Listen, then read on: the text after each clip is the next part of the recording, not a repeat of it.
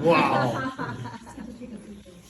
Do you know why I'm running for Congress? I'm going to tell Timmy the same thing. Because I actually believe I can do it. I have the confidence that I can do it. Can one person ever do it? No, one person can't. How many members of Congress are there for seats? Come on, I'll tell you, but 435.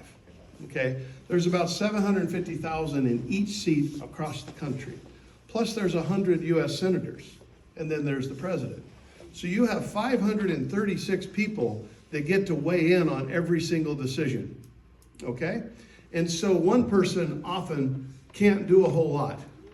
But I have a theory that and a practice that I've used my whole life. And even when I was in the state legislature, I got things done with Democrats across the aisle because I employed this theory or this style, really, and it's intellectual hospitality. I started a private high school myself, Pacifica, and we went through all the accreditation, and it's a lot of work, a lot of fun, and we just graduated 70 students this week, and we're going up to about 100 students a year. But in our school, we teach Aristotelian intellectual hospitality, and it means this: you don't, because you're secure in what you know, what I was talking about, you actually know your topic. If you're secure in your knowledge, you don't have to be afraid of other ideas. And so intellectual hospitality says this: if you bring an idea to me, and let's say you're a Democrat, and I'm a Republican, and you come up with an idea, and I say, oh, you're a Democrat, it has no use. There's no good idea from a Democrat. That would be wrong. But that's how our Congress operates today. If it comes from one person or one source, they say it's terrible. And so what I teach is what you need to do is you need to be able to hold an idea that comes from a source that you don't necessarily agree with, and then you need to examine that idea based upon what you know to be true, based on your confidence on the work that you've done, and you need to reject the things you know that aren't true. And I often say it's not Fox News or MSNBC because they're talking past each other. They're not trying to have a dialogue. They're not trying to seek an understanding. What I do in my profession is to seek an understanding with those that disagree with me. And instead of A or B, we can often come up with the answer that is C.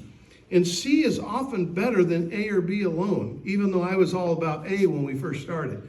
So that's intellectual hospitality. It needs to be exercised inside the Republican caucus, and it needs to be exercised across the aisle.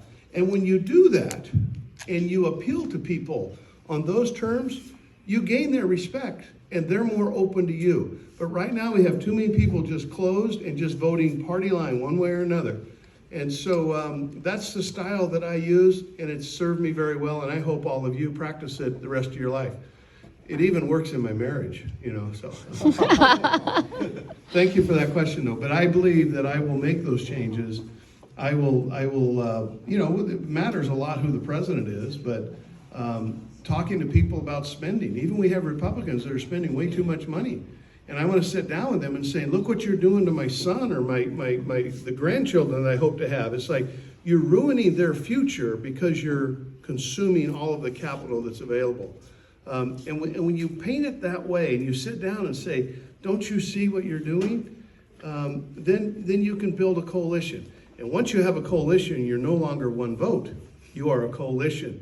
You bring that coalition to bear and you change outcomes. Thank you. Good question.